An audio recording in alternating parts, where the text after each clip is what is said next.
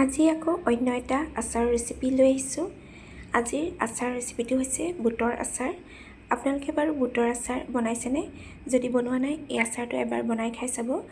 এই বুটৰ আচাৰটো খাবলৈ বহুত টেষ্টি হয়। ৰুটিৰ লগত, ভাতৰ লগত, সকলোৰে লগত খাব পাৰিব। এতিয়া আহকচোন আচাৰৰ ৰেচিপিটো আৰম্ভ কৰোঁ। বুটৰ আচাৰ বনাবৰ কাৰণে মই 1 কাপ বুট গোটেই ৰাতিটোৰ কাৰণে তিয়াই ৰাখিছিলোঁ।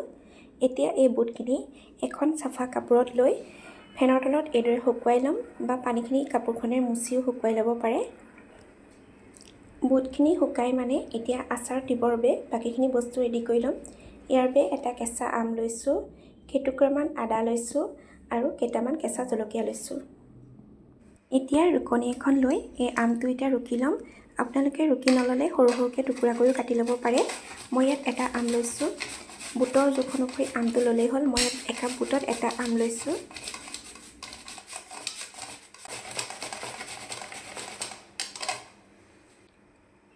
এয়া আমখিনি ৰুকি লোৱা হৈ গ'ল। আনফালে বুটখিনিও এয়া পানীখিনি শুকাই গৈছে। এতিয়া আচাৰ বনাবৰ কাৰণে এইখিনি ৰেডি হৈ গ'ল।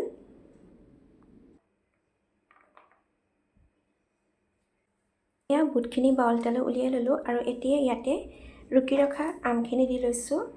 আম ৰুকোতে যিখিনি পানী ওলায় সেই পানীখিনি ইয়াত নিদিওঁ, পানীটো পেলাই দিম। এয়া আমখিনি দি লৈছোঁ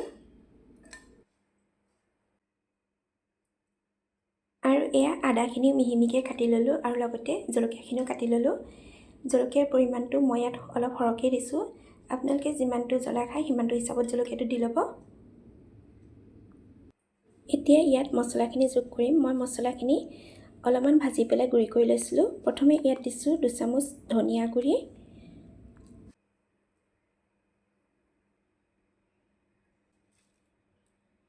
ইয়াতে 1.5 চামুচ দিছোঁ মেথি গুড়ি, 2 চামুচ চফৰ গুড়ি দিছোঁ আৰু 1 চামুচ জিৰা গুড়ি দিছোঁ।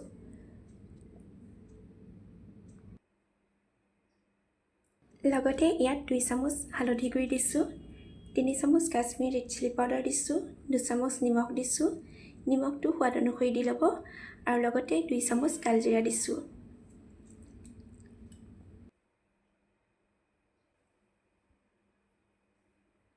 আৰু এতিয়া ইয়াত মই মিঠাতেল দিছোঁ। মই ইয়াত তেলখিনি গৰম কৰা নাই, কেঁচা মিঠাতেলেই দিছোঁ।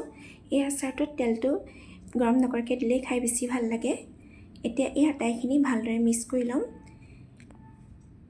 এই আচাৰটোত মিঠাতেল বেছিকৈ নিদিলেও হয়। আপোনালোকে দেখিছে মই ইয়াত বেছি তেল ইউজ কৰা নাই। এতিয়া এইখিনি ভালদৰে মিক্স কৰি ল'ম। ইয়াত আপোনালোকে ভিনেগাৰ দিওঁ বুলি দিব পাৰে, মই কিন্তু দিয়া নাই। এয়া আচাৰখিনি বনাই লোৱা হৈ গ'ল। এই আচাৰটো বনাবলৈ একেবাৰে সহজ। আপোনালোকে দেখিছে কিমান কম সময়তে এই আচাৰটো বনাব পাৰি। আপোনালোকে যদি এই আচাৰটো এতিয়ালৈকে বনোৱা নাই, এবাৰ বনাই খাই চাব। খাবলৈ বহুত টেষ্টি হয়। ৰুটিৰ লগত, ভাতৰ লগত, চবৰে লগতে খাব পাৰিব। আৰু এই আচাৰটো বনাই লগালগ খাব পাৰিব।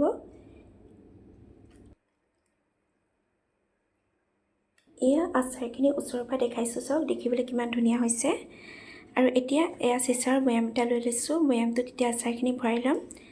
আজিৰ এই আচাৰৰ ৰেচিপিটো চাই কেনেকুৱা পালে কমেণ্ট কৰি জনাবলৈ নাপাহৰিব। আৰু যিসকলে এতিয়ালৈকে মোৰ এই চেনেলটো ছাবস্ক্ৰাইব কৰা নাই, প্লিজ ছাবস্ক্ৰাইব কৰি ল'ব। আকৌ এটা নতুন ৰেচিপিৰ সৈতে পুনৰ লগ পাম। আজিলৈ আহোঁ, বাই বাই।